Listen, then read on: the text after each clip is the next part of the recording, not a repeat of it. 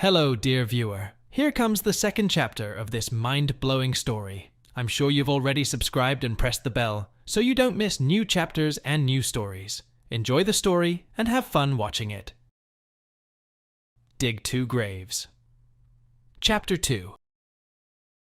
Sunday, 5:16 p.m. Between you and me, Mr. Vickers, I don't believe a quarter of what they say, Nurse Bishop admits. Understood, ma'am, I reply with a smile as she leads me out into the hallway. Are you sure I can't just walk out of here, ma'am? I'm certainly not comfortable making you go to all this trouble when I'm about twice your size. Don't worry about it, Mr. Vickers. I've been doing guys your size all my life, and I think I'll be doing them for a long time to come.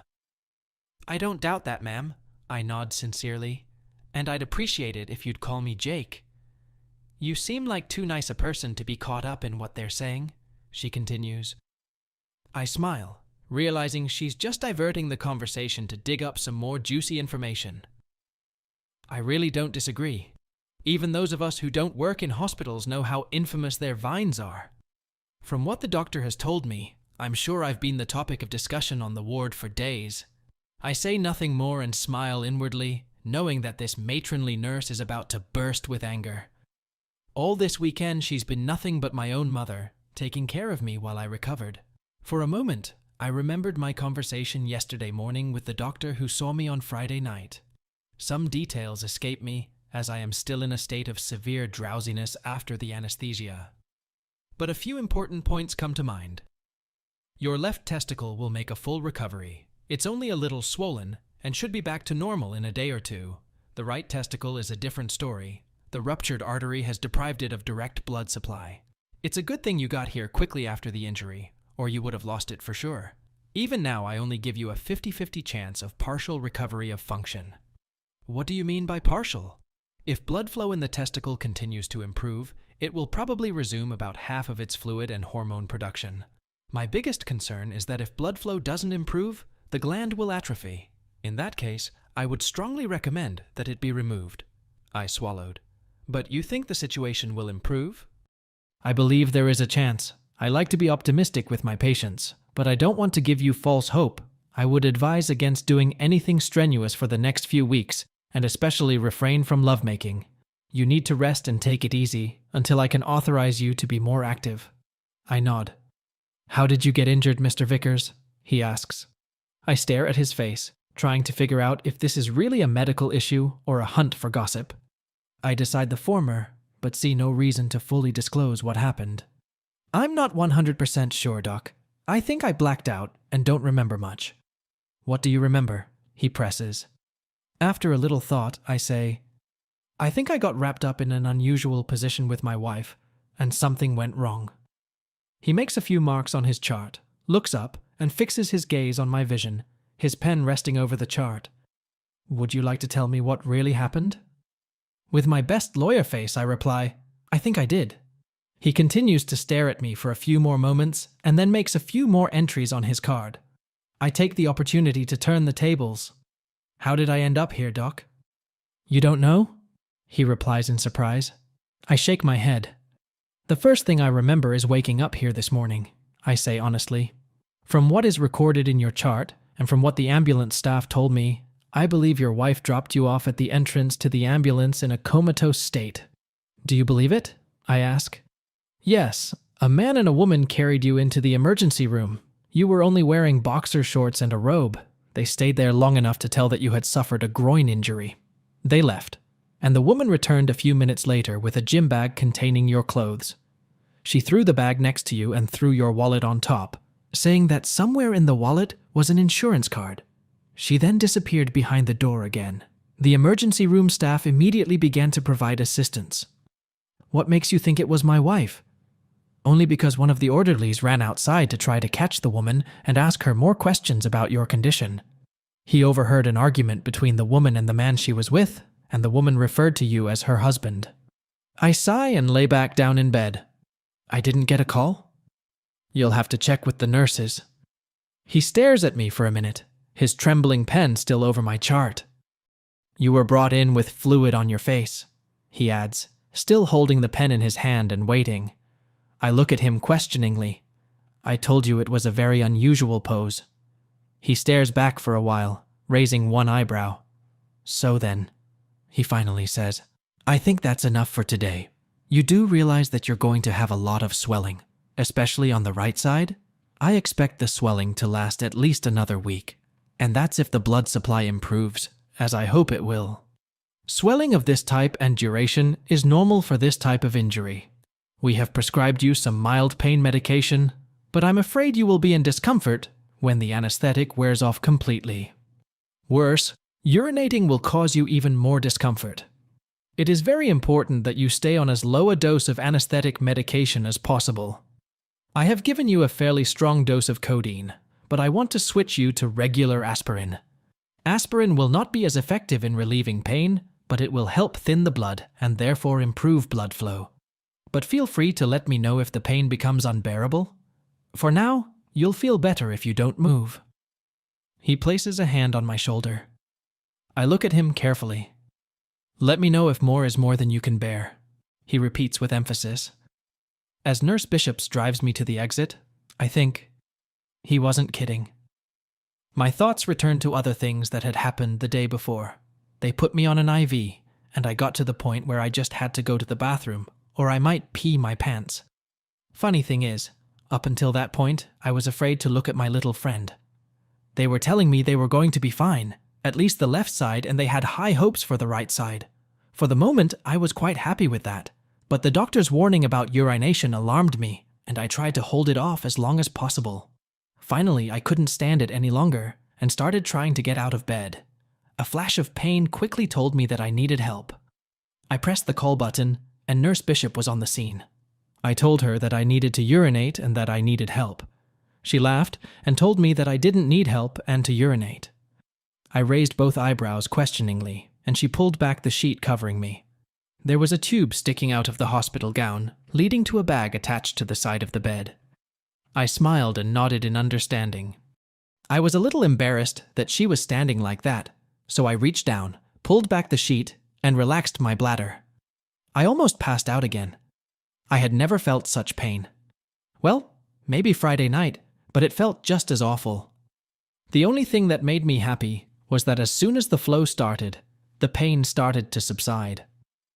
I closed my eyes against the pain and the relief of my bladder.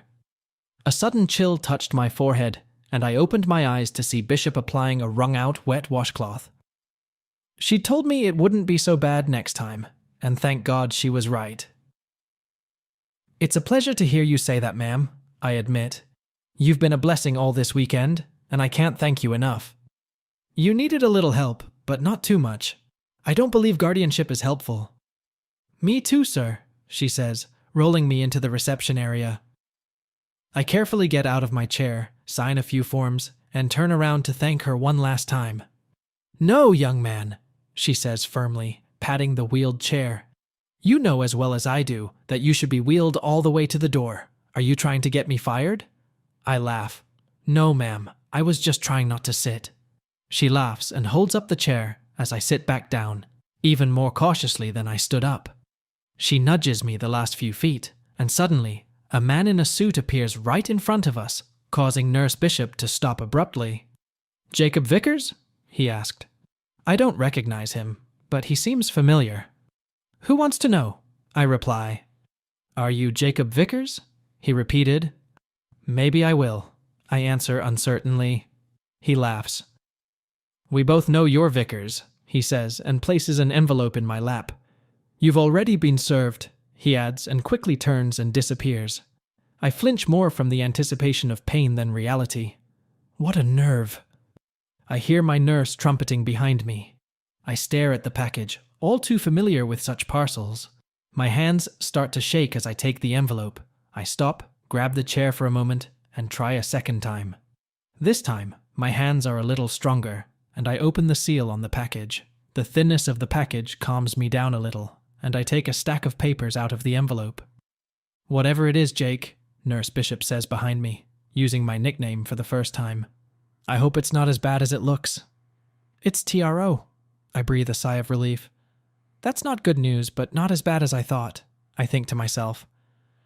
What is TRO, Jake? Asks Bishop. temporary restraining order, I reply calmly. I'm not allowed within 300 yards of my house or my wife's office building. Oh shit, son, she says. But it could be worse, couldn't it? Yes, it's possible, ma'am. Does that mean your wife won't pick you up? I wasn't expecting her. I couldn't get in touch with her at all this weekend. I'm sorry to hear that, Jake. So who's picking you up? She asked, rolling me out the door. She locks the chair, and I repeat my cautious escape.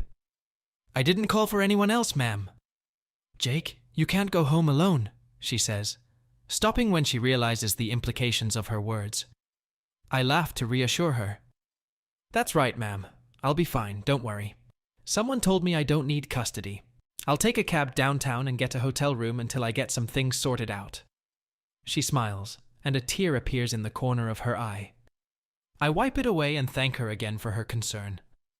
In the wrinkled suit I'd worn Friday night and stuffed into my gym bag, I step carefully onto the sidewalk and hail a cab. Sunday, 6:18 p.m. What do you mean, denied? I ask incredulously. I'm sorry, sir, but this card is not accepted. I stare at the hotel clerk. It's useless to yell at him. Calming down, I take out my American Express card and hand him my visa. Try this one, I encourage him. He smiles grimly and accepts the card. I look in my wallet. After paying the $25 cab fare from the hospital to downtown and the tip, I have barely $50 cash left. I'm sorry, sir, but that one's rejected too. I'm not surprised. In fact, I expected this result when I gave him the second card. I thank him for his efforts and walk away from the table. I can feel the clerk's eyes stare back at me as I walk away. I feel unclean, like I have financial leprosy. I reach the corner of the courtyard by Marriott Hotel. Luckily, I have plenty of minutes on my cell phone, I think with a chuckle. I dial the customer service number listed on the back of my American Express card. After going through about a half-dozen options to answer the call, I finally connect to a real person. The customer service representative confirms my concerns. Our joint card was cancelled yesterday. I ask what I need to do to open a new account in my name only. One of the things I like about American Express is the impeccable service. Using my home address, within minutes I had a brand new account, but I won't be able to use it until tomorrow. As luck would have it, the American Express main office in Dallas is located a few floors up in the same building where I work. I request that the card be expedited to their Dallas office where I can pick it up tomorrow. One mystery solved, but the problem remains. I have no accommodation for the evening. Seeing an ATM of one of the banks across the street, I think, sometimes there is no substitute for cash. Though a little slower than usual, I finally make my way to the ATM across the street, walking half a block to the stoplight and back. I insert my card halfway in, expecting it to eat it. To my pleasant surprise, the ATM accepts my PIN, and I'm about to press the button to withdraw the money when suddenly a nagging feeling tells me I should check my balance first. Sighing, I look at the total amount of our bank account, just over $3. 2 mysteries solved, and 2 problems now exist. I have no money, and I still can't find a place to stay for the evening. I shudder at the cold winter wind blowing through my jacket. It pains me to do this, but there are times when you have to depend on your family. I pull my cell phone out of my pocket and dial my parents' number. "Hi, Mom," I say when I hear her voice. There is a brief silence, then I hear the phone being hung up. In the background, I hear Mom yell to Dad that your son is on the line. "Jake?" I finally hear a husky voice say. I sighed in relief. At least my father's gravelly voice sounded the same. "Hi, Dad," I reply. "I guess you're a damaged guy out there in the world. What the hell's gotten into you?" "I take it Susie called you?" I ask. "Yesterday morning. We couldn't believe it. I still can't believe it, but she says you're definitely dead." "Dad, don't believe it. I know less about what's going on than you probably do. But I can tell you one thing. I didn't sleep with Heidi." "Is that your secretary?" "Yes. She's my administrative assistant." "Susie says she has a statement from that secretary, and pictures to go along with it. I don't see how you're going to get around this case, Jake. Sometimes it's better to take your medicine and get it over with." "I agree with you, Dad, but I'm not going to admit to something I didn't do." "Are you saying these pictures are a lie? Is this secretary out to get you?" "Dad, I really don't know, but I can't believe for a minute that Heidi could be behind all of this. I wish I knew more, but I don't. All I know is that I didn't sleep with my secretary. There's a long silence. I can almost hear my father thinking it over. Jake, did you cheat on Susie? He asks me bluntly. God is my witness, Dad. I never even thought about it. Sure, I've seen a few pretty young things and maybe flirted a little, but nothing even happened. Not with any of them. Another long silence ensues. Finally, he says, Jake, I remember when you were about 14 years old, I caught you with a big fist. I kicked your ass then, and I'm not too old to come over there and kick your ass again. I don't think you're lying, but God help you if you are. Dad, I sighed in relief. I can't put into words how much what I just heard means to me. You're still on a fence, boy. Yeah, but it helps me to know that at least one person is on my side. I take it Mom isn't too happy about all this? Don't worry about your mother. She sided with Susie right away. Admittedly, so did I when she told us what she had on you. I know you're a big fan of corporate talk, but you're going to have to spin your head to get out of this situation. No, I'll talk to your mother. But when you get some things settled in there, don't forget to give us a call. Thanks, Dad. Now I hate to do this, but I need help. And I slowly started to make my way back to the Marriott. I get it. She told us she's going to empty the accounts because she thinks you're going to drain them of everything. How much do you need? She thought I'd empty the accounts, didn't she? And instead she decided to do it first? Did she tell you she canceled all of our credit cards?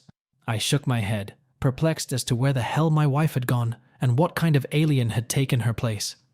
Well, first of all, I need somewhere to sleep tonight. I won't have my card until tomorrow, so I'd like to go back to the hotel so you can talk to them and pay for the room. It's not that big of a problem. I can help with that. It's not over yet, Dad. I realized I wasn't going to get off that easy. It's going to take some money to find out what's going on. I'm thinking $10,000. Can you wire it to me? 10,000 fucking bucks. What the hell are you going to do? Hire all those fucking Texas Rangers? I hear a voice yelling in the background, and I flinch for my father. Now look what you've done. Now I've got your mom on my ass. She'll get over it, Dad. Can you wire the money?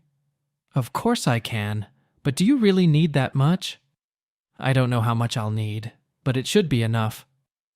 I'd say so. Daddy, I'm very grateful to you. Wait till you get my bill. One more thing, boy. Daddy, what? Go see Bud tomorrow, first thing. That's probably good advice. Did you expect otherwise? Offered Dad. I'm laughing. The first really good laugh I've had in days. Sunday, 9:29 p.m.